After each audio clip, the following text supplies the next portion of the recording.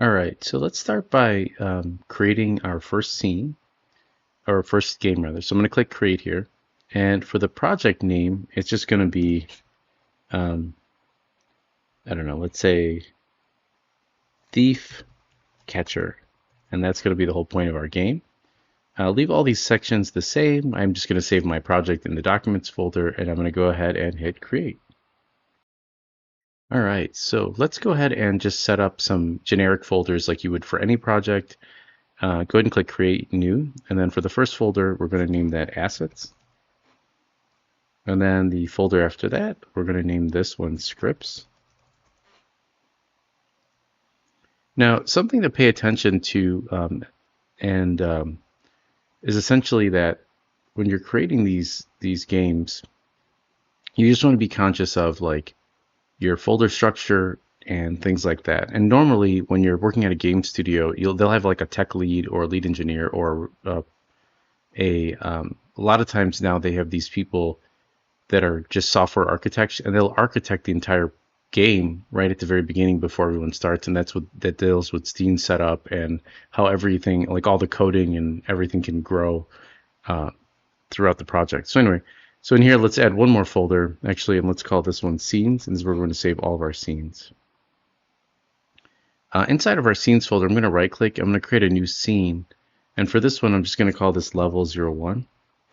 Now the thing to understand is that in Godot, scenes are essentially where you build and you set everything up, which is a little different than other programs. And they'll start to make sense a little bit later, especially if you have experience with Unity or Unreal. Now what I want to do is I want to set level 01 up as my main scene, and the way we know that that took is because it'll turn a blue here. All right, now if you haven't done it already, let's set up our cursor as our primary editor. By default, if I go to editor and I go to editor settings and I go down to text editor external, it's going to be set up for me because I've already done this previously. So now it has cursor set as my default. But if not, go ahead and make sure to check on use external editor. And then here, you'll click on this little option here, and you're going to navigate to your user folder, who you are, app data, local programs, and then you want to grab your cursor exe. If you don't see this, make sure you have cursor installed. Another thing is there's this little eyeball here. It says toggle the visibility of hidden files. You might have to turn that on as well. So let's go ahead and close all of that out. Now something else I like to do is, just so that I can easily save my assets, my art assets inside of Godot, is I right click on the assets folder, and I think if you're using a Mac, it'll be like reveal in Finder.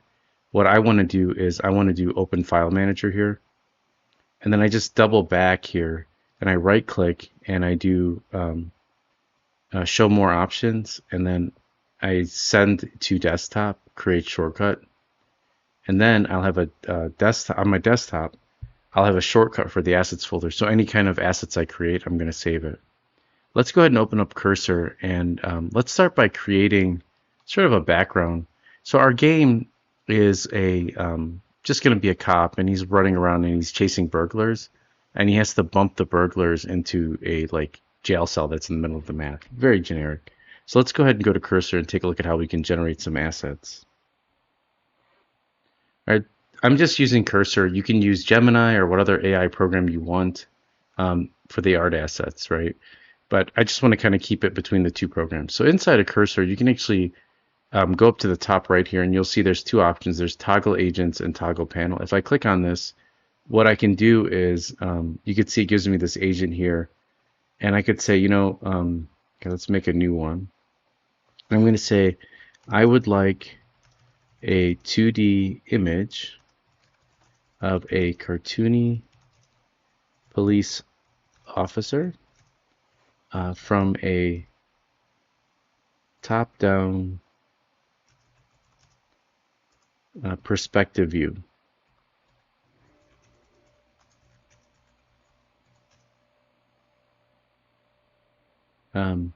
Maybe similar to the way characters look in a RTS game. Let's see what it gives me. I don't know.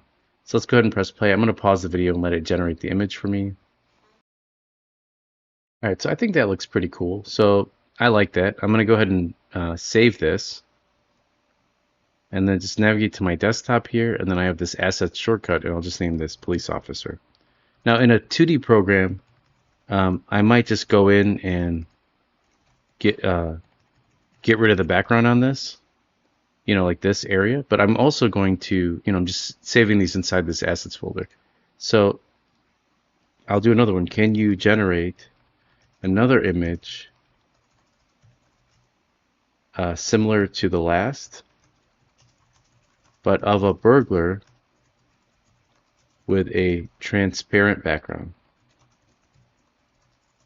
And I'm really interested in seeing what this thing comes up with, or if you're an artist and you want to generate the art yourself, I'm totally cool with that too.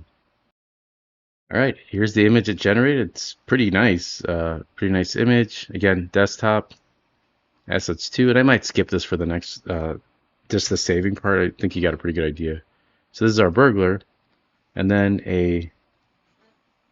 I'm going to generate 2 more images, one of a paddy wagon and one of the background, and I'll provide these for you as a lesson as well. And then let me go ahead and just because now that you have the idea of how this works, let's jump back into Cursor and just take a look at how we would set up, or I'm sorry, Godot, see how we would set up our character. All right, so let's take a look at our assets. I have my burglar here, and I have a city background, which I'm gonna, since we are in level 1 here, I'm just gonna grab that and just drop that in here. And I'm gonna make it roughly the size of my canvas, like that.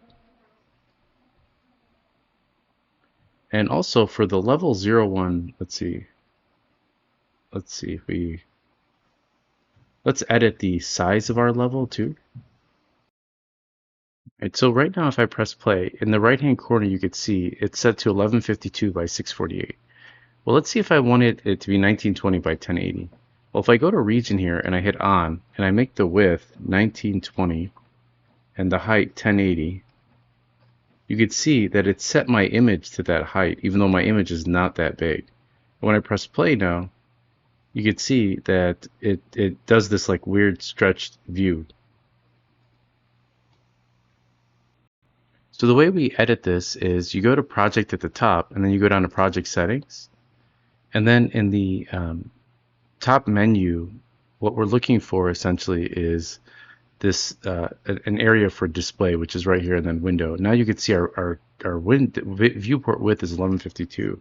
So if we set this to 1920 by 1080, and we close that, now when I press play, you can see my viewport is 1920 by 1080.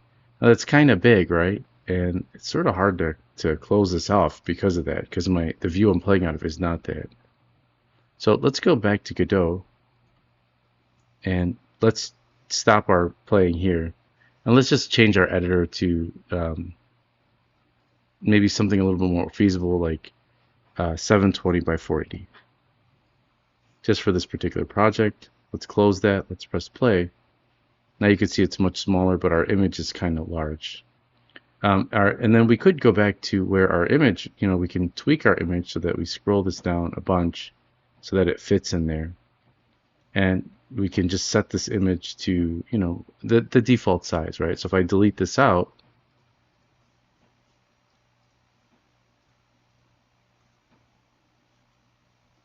and I redrag it in, actually I've got to drag in my seat, and you see now my image doesn't have that weird stretching because we didn't do the region, and we could just kind of make this a little bit bigger than our size here. And now when I press play, you could see that it sits as a background to my game. And I could just go in and sort of tweak this a little bit more, making sure that it falls within that area. And then I'll just make sure to save this.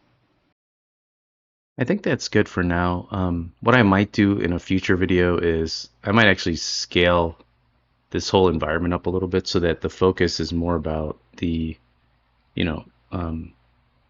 like our city background. So it's more on this park area versus all these buildings. But let's see how it plays out, because our character might be a little bit tiny. So let's see. Anyway, that's it for this lesson. In the next one, we're going to take a look at how we could set up our player.